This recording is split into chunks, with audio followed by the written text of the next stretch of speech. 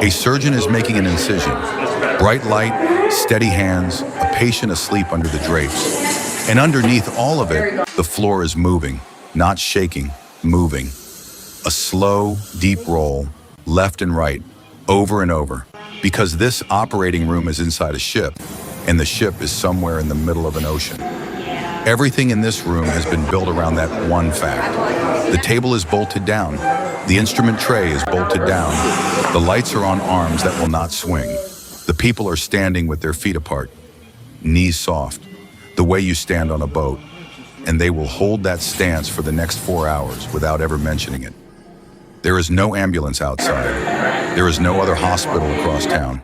Whatever this team can do with what is on this ship is the entire universe of options. And it will stay that way until the ship reaches land, which could be tomorrow or could be 2 weeks from now. So the question is not whether military medicine can do surgery. Of course it can. The question is how you run a hospital that has no ground under it, no resupply on demand, no specialist you can page from another building. How you make a decision at 3 in the morning when the nearest second opinion is a satellite call away and the weather has just gotten worse. And there is one supply in that hospital that cannot be solved by planning. You can load more bandages, you can load more antibiotics, you can load more of almost everything. But the one thing that decides whether a serious case survives cannot be stored in useful amounts on a ship at all. Hold on to that. We come back to it. Because the crew of a warship is not a group of patients. It is a group of people who work 12-hour shifts around machinery in passageways made of steel at sea for months. Statistically, somebody is going to get hurt, somebody is going to get sick, and the ship does not stop. Start with the strangest thing in the fleet, the hospital ships.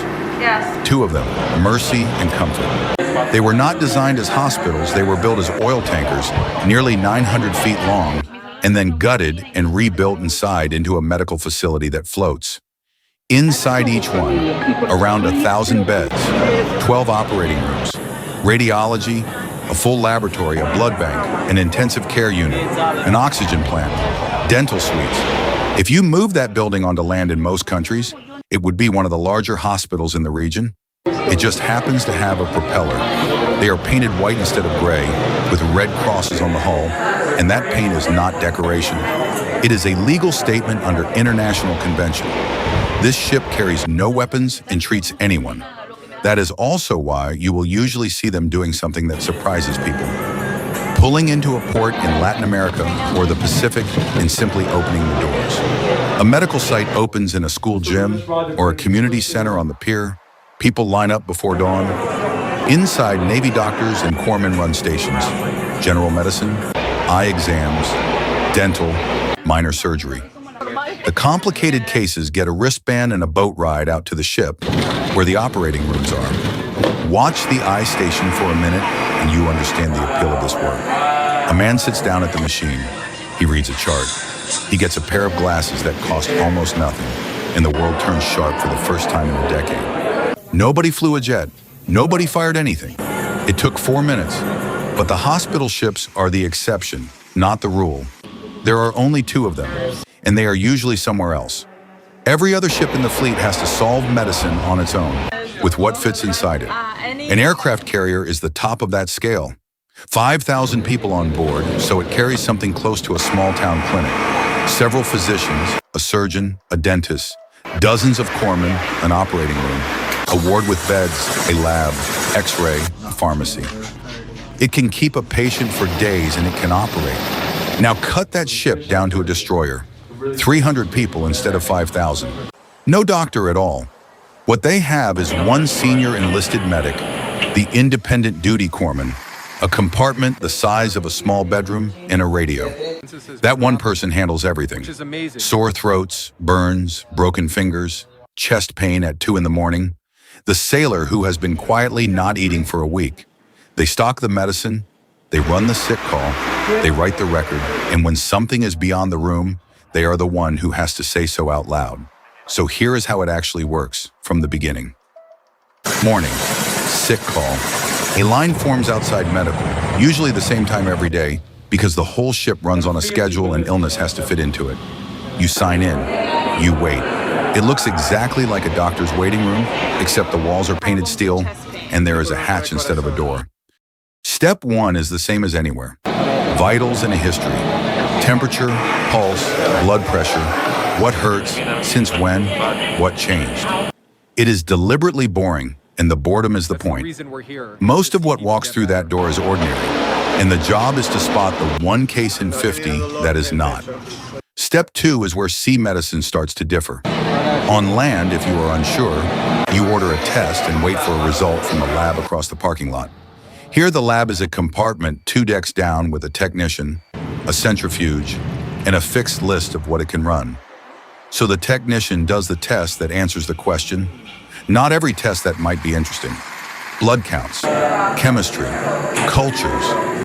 The results come back in minutes, not days, and they narrow the field fast. Because the decision on the other end of that result is not what medication. It is, does this person stay on the ship or leave the ship? Step 3, imaging. Bigger ships carry X-ray, and the hospital ships carry a full radiology department up to and including a CT scanner. A real one, inside a hull, which means the deck under it had to be reinforced, and the whole thing had to survive the ship rolling every single day for months. Now step 4, and this is the one nobody outside the fleet expects, dental. Not cosmetic dentistry, not comfort. A tooth infection is one of the most common reasons a perfectly healthy sailor becomes non-functional at sea, and it cannot be talked down or slept off, which is why the Navy grades teeth. Every service member gets a dental readiness class, and if your mouth is likely to cause a problem in the next 12 months, you are not going anywhere until it is fixed. Deploying with a bad tooth is treated as a deployment risk in writing. And on a hospital ship, the dental suite ends up being one of the busiest rooms in the building. Extractions, fillings, and in the humanitarian missions, full surgical dentistry for people who have never once sat in a dentist's chair. Same drill, same light, same gloved hands on a floor that is moving. Step 5 is the decision. Treat here or get them off the ship. It sounds like a medical call, and it is not, entirely. It is a math problem. How sick? How fast are they getting worse? How far to land? Is there a helicopter? What is the weather doing in 6 hours?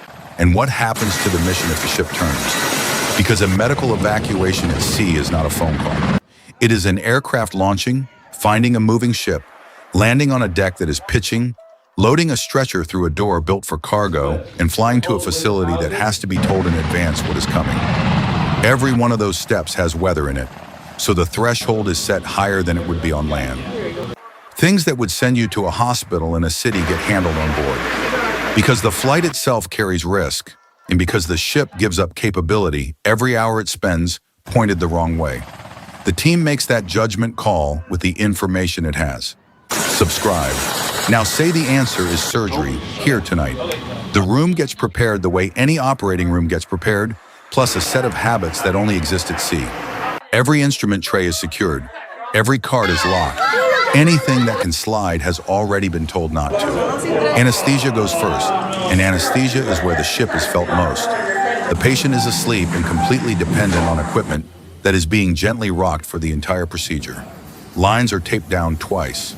Monitors are watched by someone whose only job is to watch monitors and say the number out loud. Then the incision. Surgeons who have done this describe the same adjustment. You stop bracing against the roll and start moving with it. The way a rider moves with a horse. The hands stay level while the body absorbs everything else.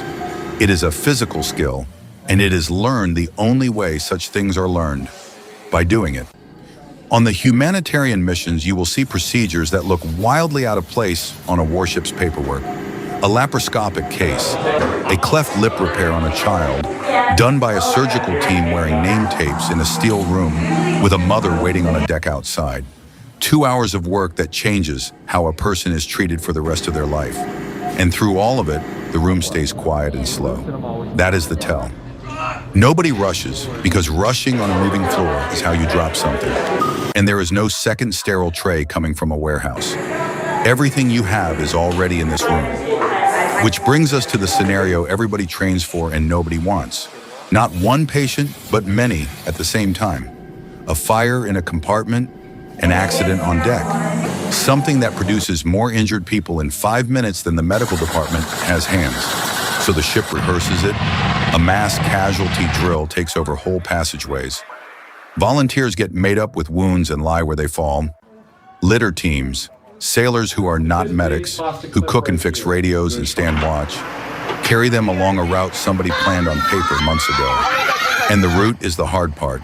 A ship is a maze of ladders, knee knockers, and hatches sized for one person. You cannot get a stretcher around some corners at all. So the drill is not really about medicine. It is about learning which way is physically possible while carrying a person who cannot help you. Triage happens at the entrance to medical, and it is brutally simple. Who needs care in the next few minutes to survive? Who can wait? Who needs a surgeon, and who needs a bed, and a corpsman checking on them every 10 minutes? One person makes those calls fast, out loud, and the whole chain moves behind them. And now the thing we left open.